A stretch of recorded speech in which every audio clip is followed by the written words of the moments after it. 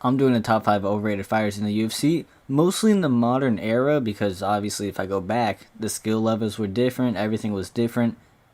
We're mostly doing the modern era just so we can see how these people who are so hyped, these people who had crazy statements about them and how they ended their career. I'm going number 5 for Conor, and I know people say, oh, Prime Conor. Prime Conor was amazing. This boxing was amazing. I'm here to show you, because I'm sure a lot of people remember. Okay, he knocked out Jose Aldo, right? He beat Chad Mendes. He knocked out Jose Aldo. And I think people kind of forget about that Nate Diaz era. And I think what happens is people think, okay, this guy was different. You know, this guy beat Chad Mendes. He beat Aldo, and then he went straight to Eddie Alvarez. But I feel like that's really just not the case. I feel like a lot of people remember those moments, but people don't remember where he got submitted by Nick Diaz. Or Nate Diaz, my bad. Where he got submitted by Nate Diaz, dominant performance by Nate. It really wasn't close. And then he had a rematch. He had a rematch with Nate Diaz, where it wasn't great either.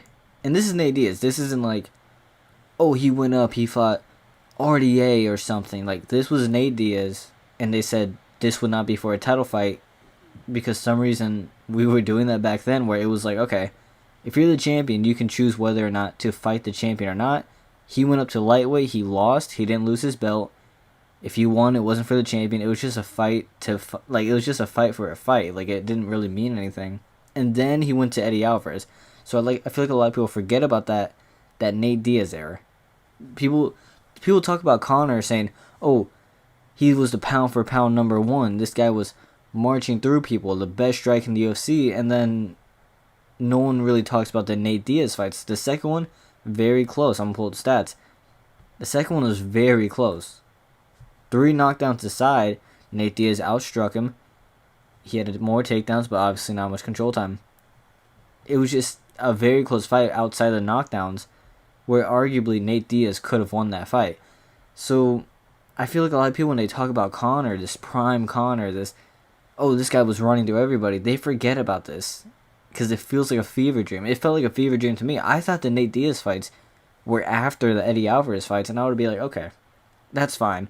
But let's move up. Khabib, that's a great loss. If you're losing to anyone and it's Khabib, it's whatever, especially on a 2-year layoff, that's fine. The Donald Cerrone win, that doesn't mean shit. Donald Cerrone he lost his 2 fights before this, TKO in both of them. He got TKO'd in the first round by Justin Gaethje before this fight. This doesn't really mean much, even though it was a great performance. And then he fought Dustin twice. I understand, 1, he broke his leg. 2, he just got knocked out. So he's not the best striker anymore at that time. I understand it was a different time, different period. He's not taking it as seriously. But I feel like even in his prime, he wasn't as high as people thought. Dana White was saying Conor McGregor is higher on the pound for pound list, should be pound for pound number 1, because he beat Eddie Alvarez. He was saying that he should be above people like Demetrius Johnson because he won his second belt. But I don't think you can't be pound for pound number 1 losing to Nate Diaz. I don't care what time of Nate Diaz it was. It's still Nate Diaz. Like, you can't be having a close decision and losing to a submission from Nick Diaz, never having a third fight. The Aldo fight, while it was a good performance, while it's a legendary moment, while everybody looks back on it, there's rumors that it's a fluke. Or not rumors, there's people saying it's a fluke. I'm one of those people who's saying, okay, there should be a rematch. Aldo held the belt for a very long time. I don't remember the exact time, but he held the belt for years, beating everybody, had some flawless wins, and all of a sudden he's not getting a rematch for getting knocked out. That could have been a fluke. We've given rematches for so much less. Granted, we've given them to like Adesanya in the future, so people were a little more lenient. However, there was always that question of, he won at featherweight, he moved up to lightweight immediately, he was trying to avoid Aldo. It's just, this little error right here, I don't know if you can see my cursor, you should be able to. This little error right here, was this prime Conor? People were saying, oh, when he beat Eddie Alvarez, that was prime Conor. But like I said, people just forget about the Nate Diaz fights. And that's the reason I think he's very overrated. There was some crazy shit said about him. Like I said, Dana White said he should be above Demetrius Johnson, when Demetrius Johnson was arguably at his prime. Like, when he was like about to beat Cejudo when he was doing these big fights. I mean, he's not pound for pound number one. He would be a little higher on this list, but there's some fucking horrible ones on this list. But just to start out, we're doing Conor. Like, he'd be a lot higher in my opinion if the Cerrone one was a little more impressive and Cerrone wasn't coming off losses. If he rematched Aldo, and if he didn't have these two shaky, results with Nate Diaz before the Eddie Alvarez fight, if he went from Aldo, he beat Aldo again, to Eddie Alvarez, I can say he's pound for pound number one. But just the Nate Diaz losses in the same year, or the Nate Diaz one loss, but he, like I said, he arguably could have won the second. It holds down his legacy. It holds down all of his hype. Like I said, Khabib's fine. Cerrone was coming off a 2 losing streak. And Dustin Poirier was just Dustin Poirier. It comes to a point where you can't claim you're one of the best strikers of all time and get beat by Dustin Poirier, at least knocked out by Dustin Poirier. I understand it's Poirier, we all love him. Islam Makhachev was outstriking Poirier. It's just, while he is great, while he's accomplished so much, while he's done so much for the sport, I can say skill-wise, legacy-wise, he is overrated. The fourth fighter on this list is Rose Namajunas. And while she's done amazing things, right, I've always had this opinion that her legacy is very fraudulent. And I'm going to point that out. The reason I'm saying it's fraudulent is because where do you want to say her prime is, right? You ask certain people, oh, her prime is Weili. Oh, her prime is Joanna. I've never gotten an actual, straightforward answer. Obviously, I've heard different stuff from different people. Oh, her prime was this, her prime was that. And that's usually a good sign where I can be like, okay, she had 2 primes. She had 2 runs.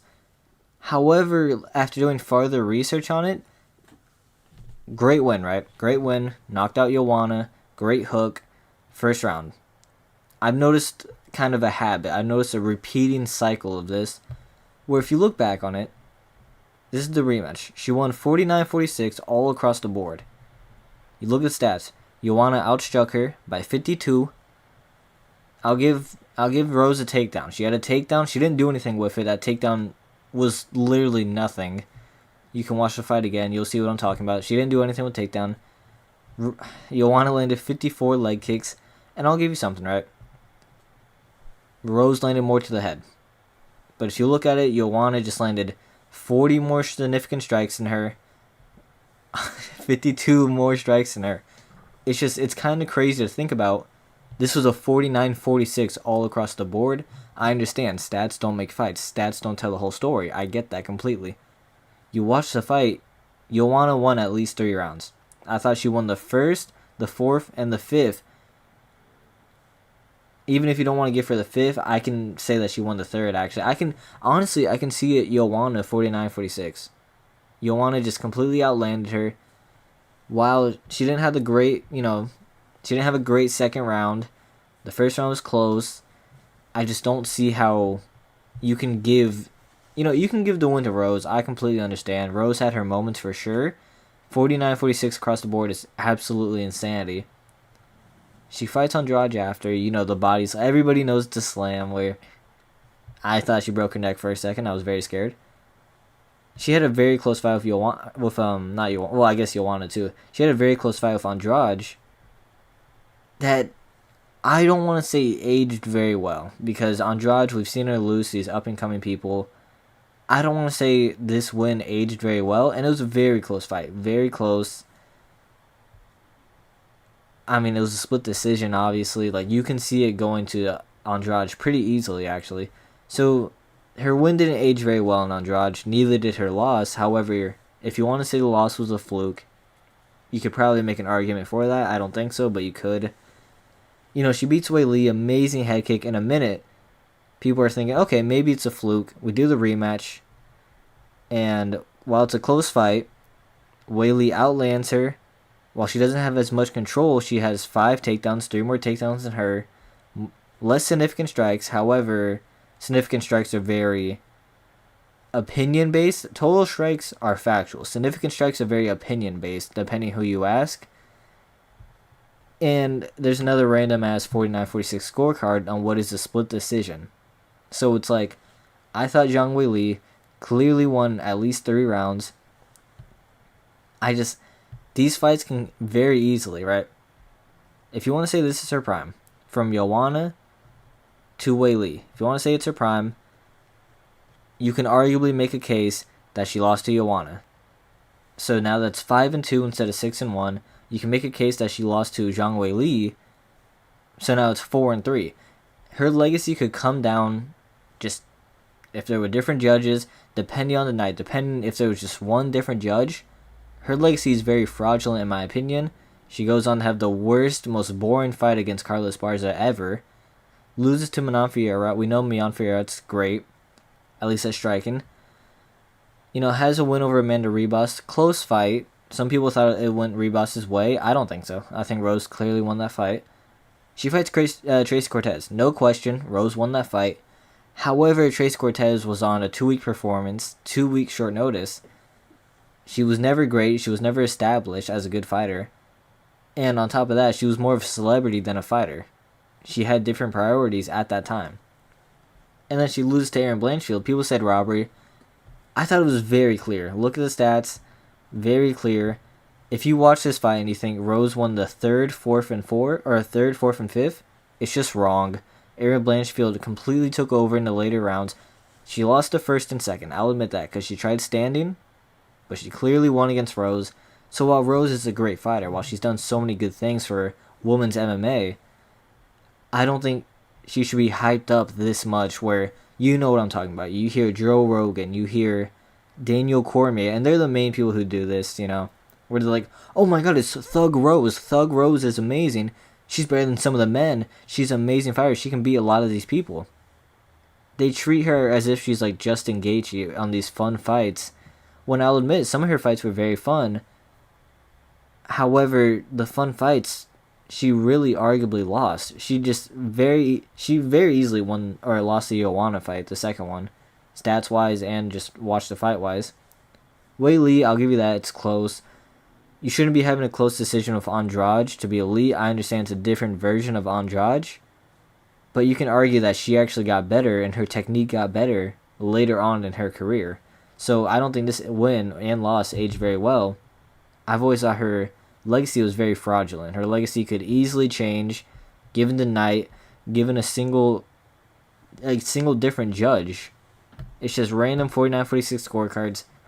Her legacy is very inconsistent. So while she is a great fighter, I don't think she should be hyped up as much. And I don't care for her Thug Rose nickname. I know a lot of people say, oh, Thug Rose, she's a thug. That's how she does things. She got that name from being the only white kid at her school. Look it up. That's how she got the name. She's the only white kid. Hell, I'm white. I hang out with all my friends are black. It doesn't mean anything. So I feel like people associate the name. People like the name more than the actual fighter. So like I said, there's just patterns I see where you have a great KO, and then you have a very rocky second fight when it's not in the first round. Great first round KO, right? Now let's see you rematch this. Great. You could arguably be losing all of these. So I just think it's a very fraudulent legacy. Like I said, she's great, but I don't think she's hyped up, or she should be hyped up that much. Moving on to number 3. Third list for most overrated fighters is Khabib Nurmagomedov. A lot of people see him. Top 5 GOAT. Maybe arguably the GOAT. I just personally don't think he's top 5. I think he's top 10 for sure. Amazing fighter. However, just because you're an amazing fighter doesn't mean you can't be overrated. And I just want to go through my reasons and maybe convince y'all, right? Justin Gaethje, great win. However, we've seen Gaethje have struggled. He's been struggling with Fiziev. He's struggled in multiple fights. Multiple people have beaten him. Eddie Alvarez beat him. It's like, it's not... Let me put it in perspective. Justin Gaethje is the hardest matchup Khabib has ever had in his whole career.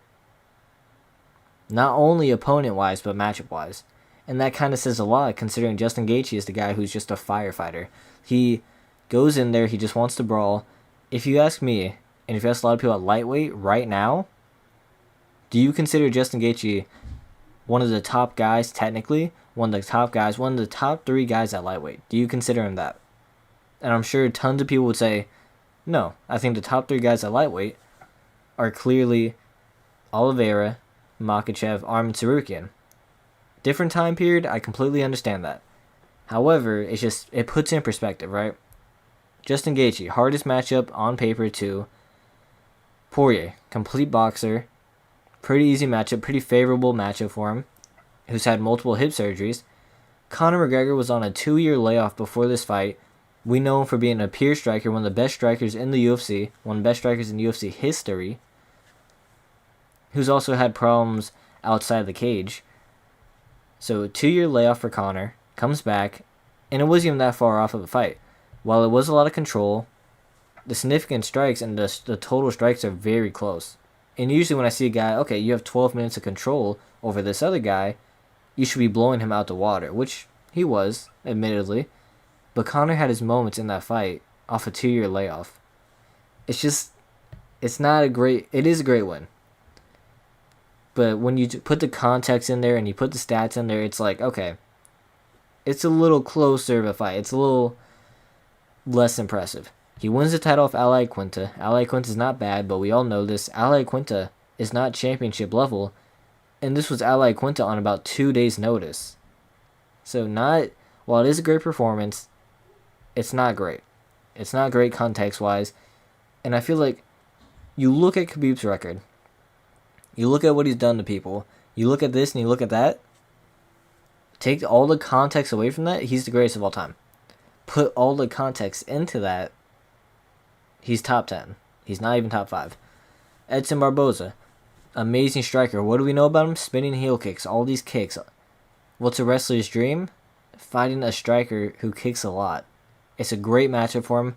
Michael Johnson, never championship level, right? He's never championship level, known to be a brawler / boxer, he's probably the most inconsistent guy in the UFC.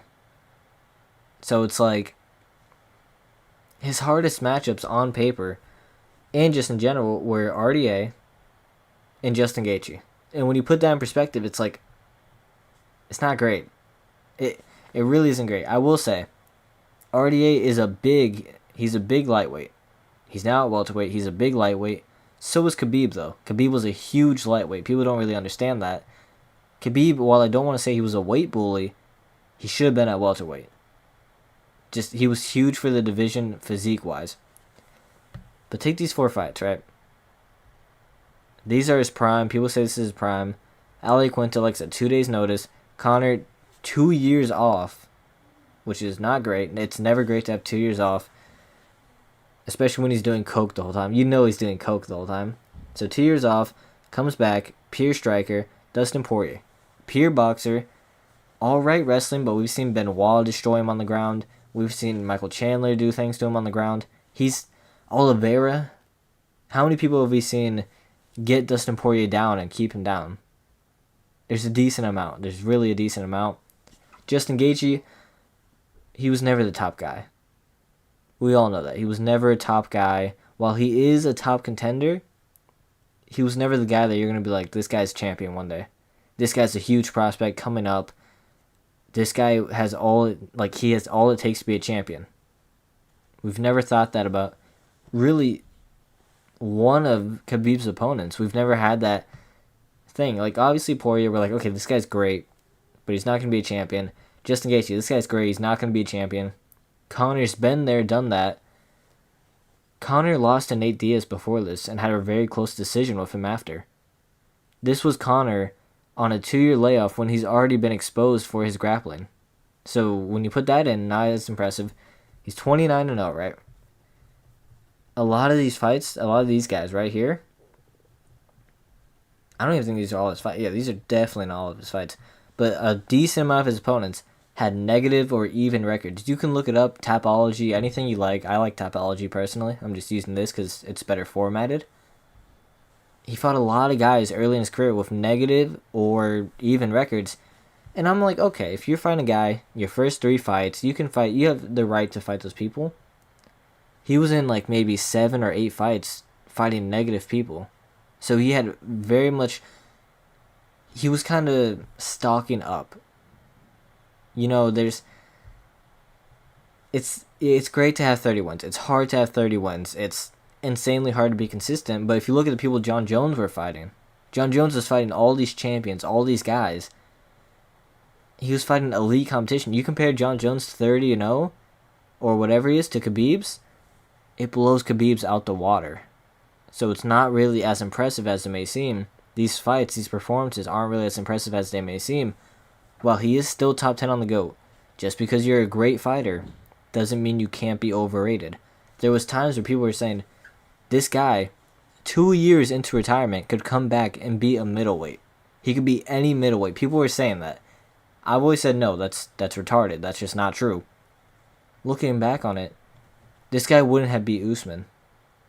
This guy's never had a stylistic matchup, and he still struggled at times. He's never had a bad stylistic matchup besides Gaethje, and arguably that was still a good stylistic matchup.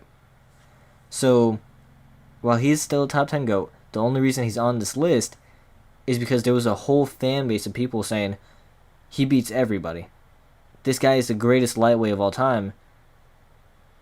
Islam Makhachev's right there. If you ask me, if Islam Makhachev beats Arman Tsarukyan and maybe one other guy, he's the greatest of all time at lightweight for sure.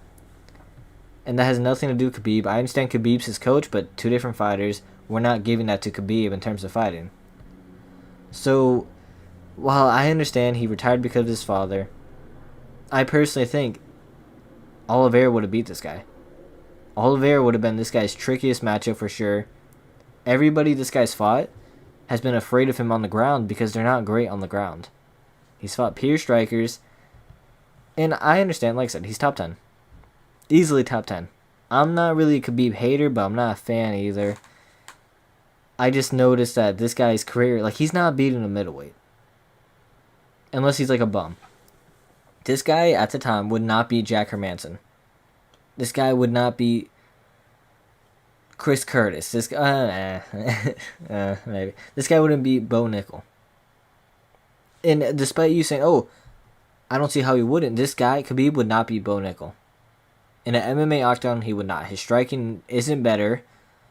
His striking's very overrated because he knocked down Conor that one time, but his striking's actually dog shit. He wouldn't beat Bo Nickel. He wouldn't beat Jack Hermanson. He wouldn't beat Kamaru Usman. I think the fact that this guy retired early did so much for his career where there was always a question. However, I thought we were seeing prime Khabib. I thought we were seeing his limit. And I think if he stayed around longer, a guy like Volkanovski would come up and he would have a chance. A guy like Oliveira rised up. Oliveira could have beat Khabib. It would be a really good matchup if Oliveira fought Khabib. You know, it's like, and for lightweight, Islam Makhachev, in my opinion, is pretty close to passing his legacy at lightweight. Islam Makhachev, he's taken on the Oliveiras, the guys who are... Oliveira has the most submission wins in the UFC. Amazing on the ground. Islam knocked him down and submitted him. Islam would beat Khabib. I promise you that. So, just because he retired early, I feel like people needed that question about him. People said, okay, he retired early, but imagine what he could have been. He could have beat this guy. He could have beat this guy. In all reality, he couldn't. If he moved up and fought Usman, Usman would ragdoll him. Usman would hold him against the fence. He would not beat Usman. So I understand, okay, we love to fantasize. What could he have been? He could have went on a 10-fight win streak. He could have broken all these records. But he didn't. And he couldn't in hindsight. So I feel like if you look back, you watch his fights, it's not as impressive as it may seem. Like I said, still top 10. Just because I'm saying this doesn't mean I'm a hater. I just want to point out my opinion and the facts. But based off the fact that it's like he's on this list, it's not because he's a bad fighter. I want to point that out. Like I said, it's not because he's a bad fighter. It's because people said that he would beat middleweights. People said he'd beat any middleweight and that he would easily beat Usman. That's the only reason he's on this fucking list. Not because he's a bad fighter.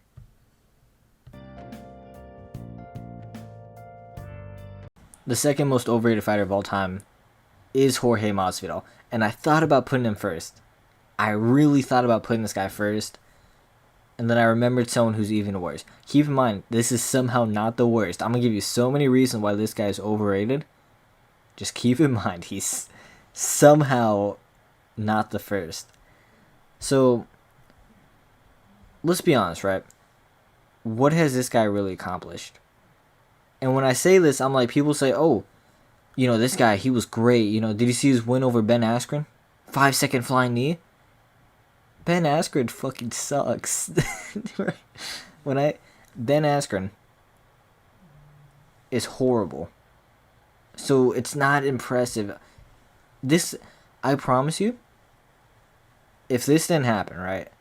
If he didn't get that flying knee, I could really see Ben Askren winning that fight. I really fucking could. And you can say, oh, but he didn't, right? You can say, oh, but he didn't win. Which is fair, which is why I'm just theorizing, giving my opinion. Ben Askren fucking sucks. The win before that Masvidal fight was the Robbie Lawler fight. Go ahead and rewatch Robbie Lawler versus Ben Askren. It was Ben Askren losing the whole time and then getting a submission. I can't even say he got a submission. He had a choke, apparently, that was never a choke. It was never in. And Herb Dean stopped the fight thinking that Robbie Lawler was out. But in all reality, Robbie Lawler was perfectly fine. It was not a great win. It was on it. I want to say, right, it was maybe one of the worst wins in UFC history, that Ben Askren win. Probably one of the worst wins in UFC history. One of the most flukiest wins I've ever seen in my life. But, he beats Ben Askren after beating Darren Till. Good knockout versus Darren Till. How was this fight going, actually, before? Yeah, okay. This is Darren Till when he was on the downfall of his career, sadly. I really like Darren Till. He beats Nate Diaz, which we all know, despite what people may think. He got a pay-per-view main event from Nate Diaz. This was the BMF belt. I don't know why. I don't know why it was the BMF belt. They literally made a belt for this guy. And then he gets his fight against Usman. I want to show you the stats of this fight, right? 50-45. Two 50-45s of 49-46. And he outlanded him by nearly 200. By almost 200, he outlanded him. He had 16 minutes of control time. 5 takedowns. This was pure domination. I know people love to say, oh, the foot stomps. Look how many foot stomps he hit him with. So brutal. He was beating this dude's ass. It wasn't just, oh, he was foot stomping him. He was beating his ass. And when I tell you, he got a rematch for no reason. He got a rematch coming off that performance. And the only reason is he took a picture and he started promoting Donald Trump. I'm not even bullshitting. If you were around at that time, you knew the only reason Jorge Masvidal got a rematch is because he was promoting Donald Trump and because he was being a star. There was no reason for this rematch. He didn't deserve it by any means. And he got flatlined. This man, despite him being a decent fighter, that's all he was. He was a decent fighter that got brought up by being a superstar, by supporting Donald Trump, by being a Donald Trump dick sucker. And I have no problem with Donald Trump. I'm not going to say like, oh, you shouldn't support Donald Trump, he's a horrible person. I don't give a fuck. But it's like, I can't make that up. He literally got a title shot because he endorsed and voted for Donald Trump. That's it. That's all it took to get a title shot for him. And then he lost to Colby Covington. Horrible loss. This is the second time in a row he's gotten controlled for more than 15 minutes. Colby beat this man's ass in the ring. I think Jorge hit him with a knockdown at one point. I don't even remember. But this is a 50-44. He got 50-44 and 50-45 by Colby. And then he goes on to lose to Gilbert Burns. Another co-main event. I mean, he outstruck him, but it's just not really close. It really just wasn't close. You could look at the fight. Gilbert Burns clearly won the fight. So not only did he get a title shot for no reason, he got a main event after for the BMF belt. They created a whole belt for this guy just for him to lose it immediately to Kamaru Usman. And, you know, it's never an actual belt. He beat Darren Till when he was on a downfall. He beat Ben Askren, who's arguably the most mid fighter ever. Like I said, watch the Robbie Lawler fight. You'll know what I'm talking about. He beats Nate Diaz due to his doctor stoppage. It's just...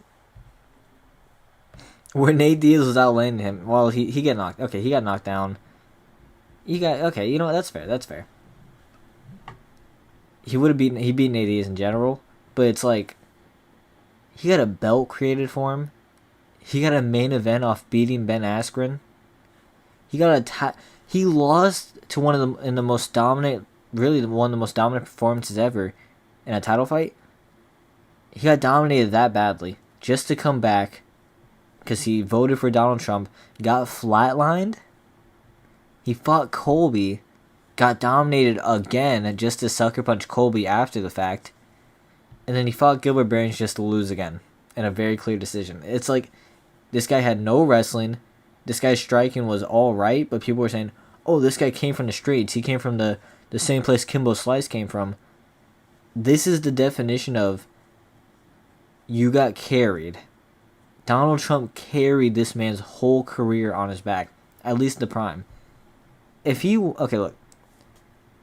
He got the Ben Askren win, right? He beat Nate Diaz. If he fought Usman, that would have been it. That right there would have been the end of his legacy. And then he was like, oh, Donald Trump's getting big. Let me support him. And so he got a rematch. If he didn't support Donald Trump, this Kamaru Usman fight would have been the biggest fight of his career, and his legacy would have been over there.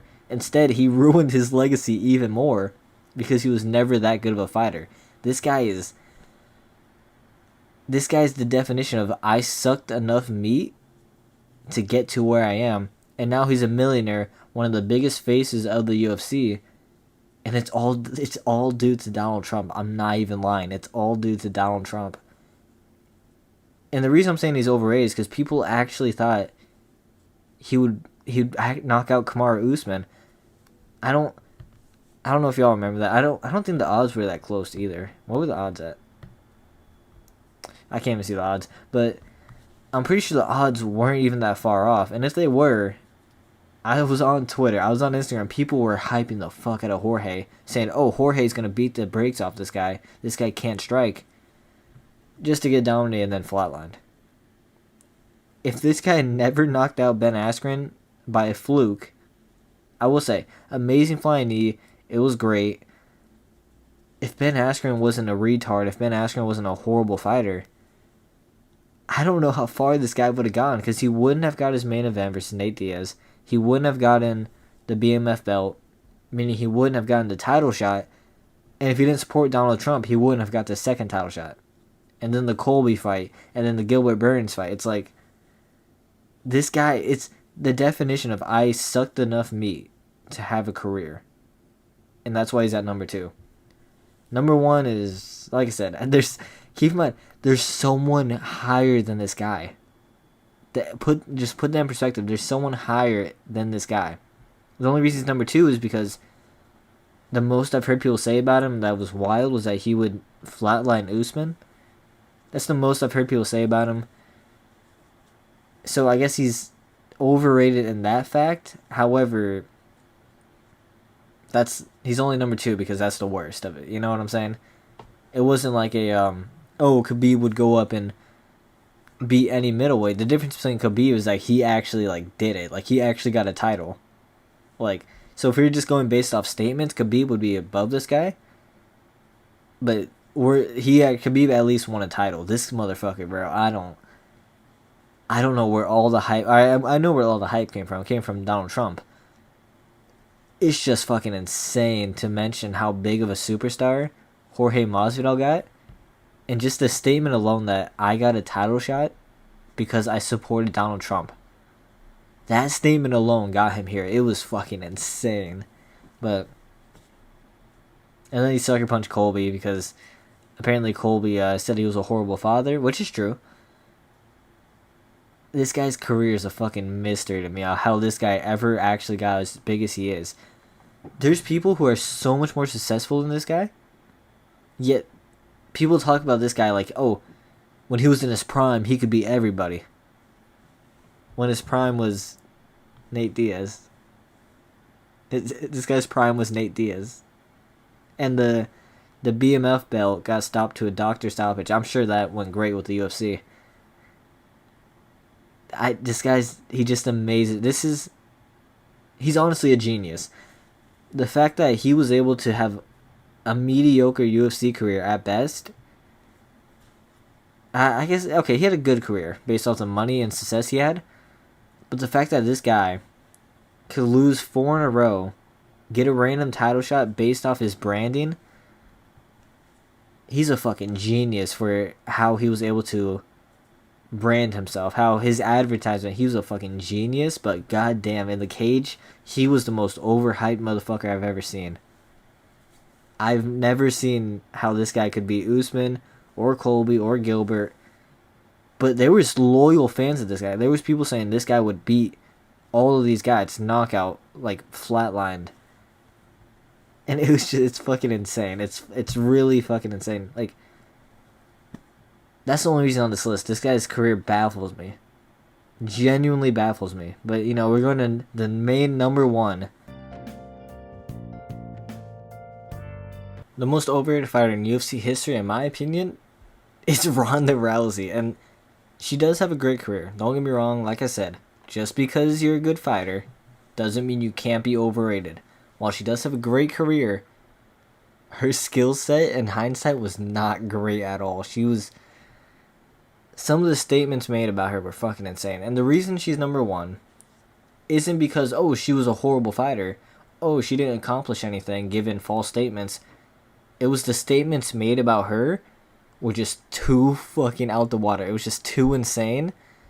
So let's see this, right? Greatest women's fighter of all time besides Amanda Nunes.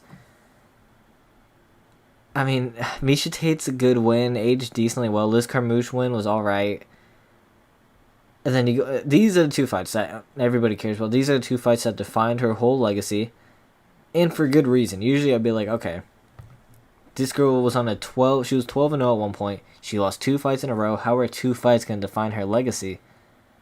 This is one of the cases where it does. It really fucking does. And it's purely because of the fact that the statements made about her striking, keep in mind, right? Joe Rogan went on a podcast and said Ronda Rousey could beat Floyd Mayweather in a fight.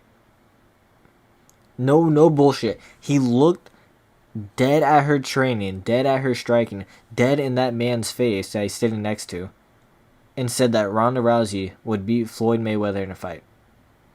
In a boxing fight, nonetheless. Not in MMA, in boxing. That her boxing looked amazing. That it was otherworldly. And that was in the promo to the Holly Holm fight, I believe, where she got completely outboxed, knocked down. It was just 2 rounds of complete domination until she got randomly head kicked and was basically put out cold.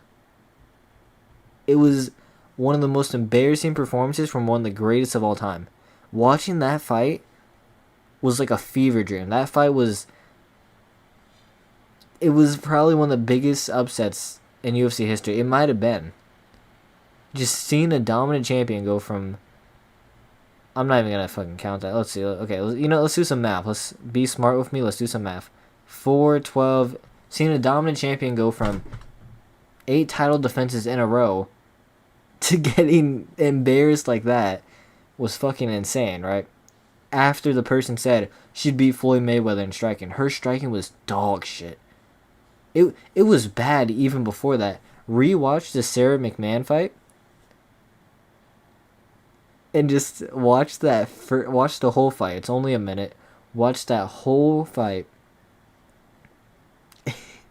That fight might have been one of the worst fights I've ever seen, purely because it was nonsense. It was Sarah McMahon just countering Ronda Rousey as she was coming in, just countering her the whole time, just kind of beating the shit out of her, and then she gets held against the fence.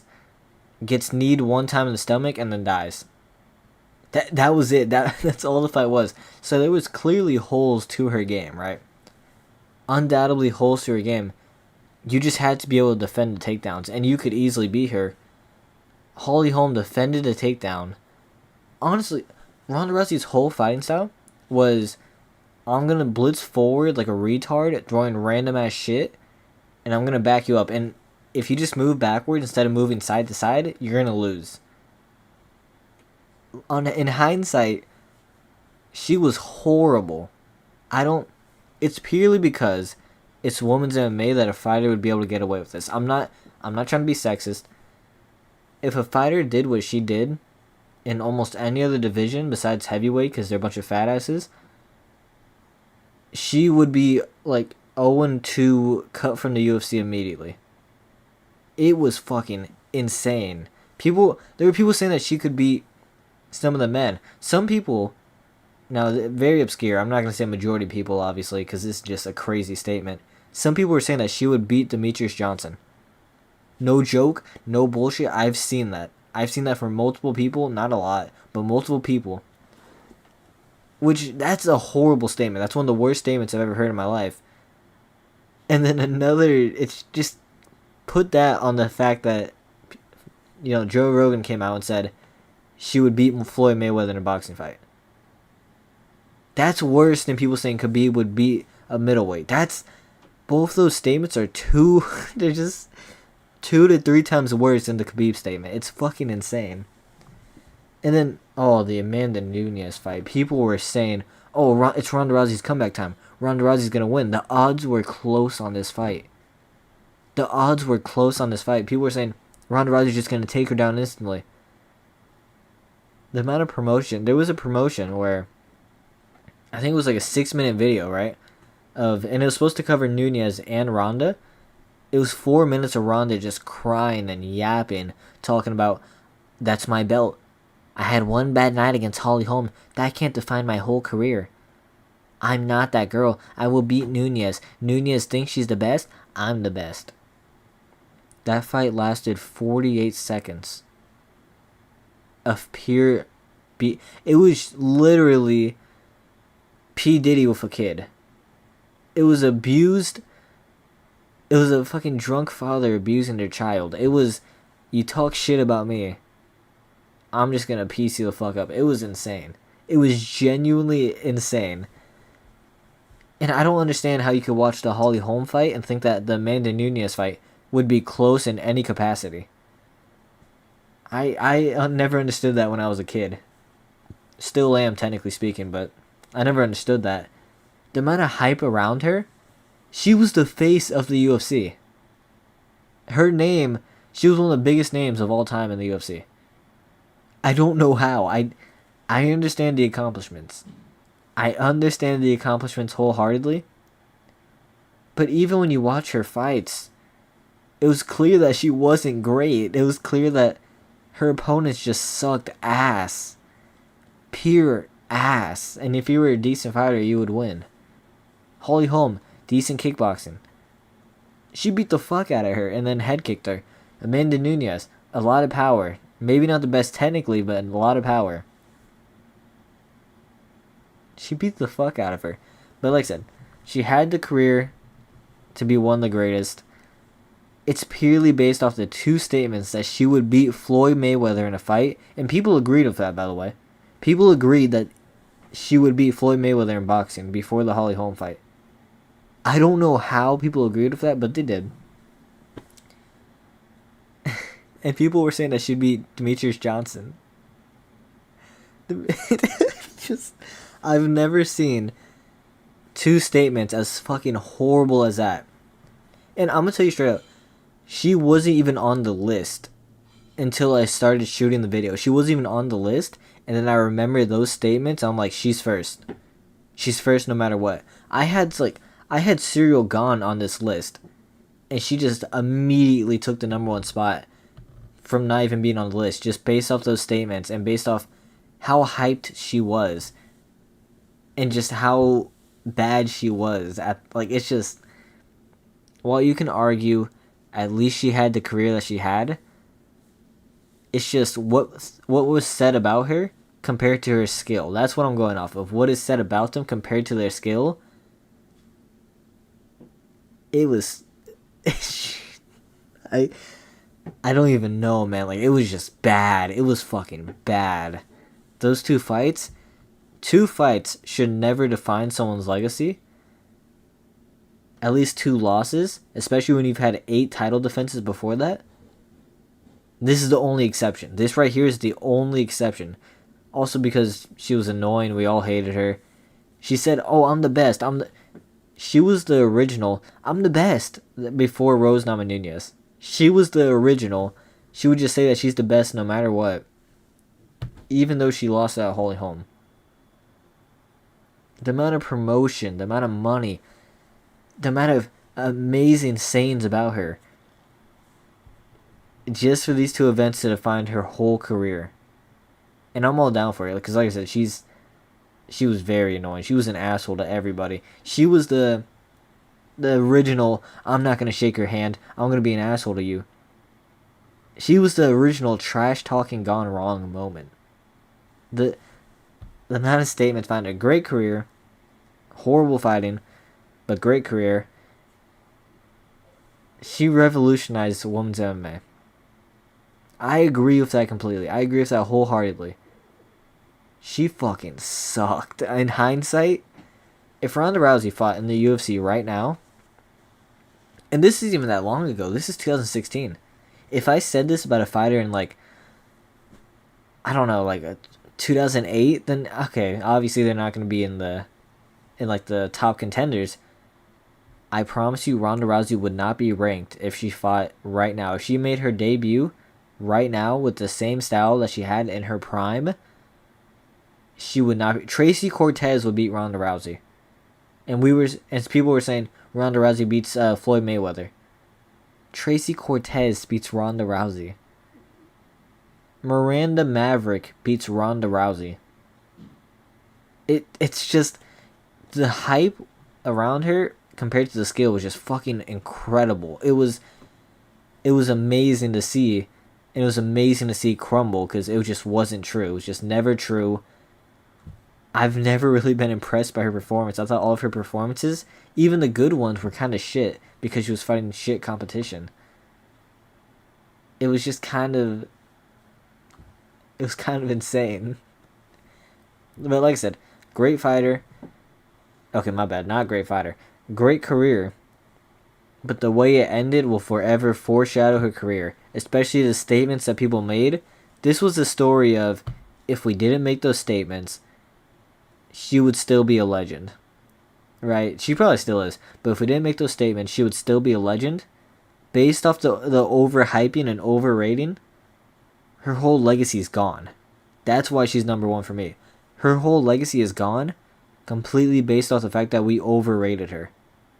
That's the definition of number 1 and most overrated. But if you enjoyed the video, like, subscribe, and honestly, like, I'm just going to start making more content, like, consistently, because, you know, there's a break until, like, December 7th, so I'm really just about to go all in on this content shit, you know what I'm saying? Yeah, like, subscribe. I'm going to start posting on TikTok, just shorts and shit, you know what I'm saying, but, mostly on YouTube, obviously. I appreciate all the support, and I'm going to make more videos like this, because I enjoyed this a lot. So, like I said, thank you for everything, and yeah.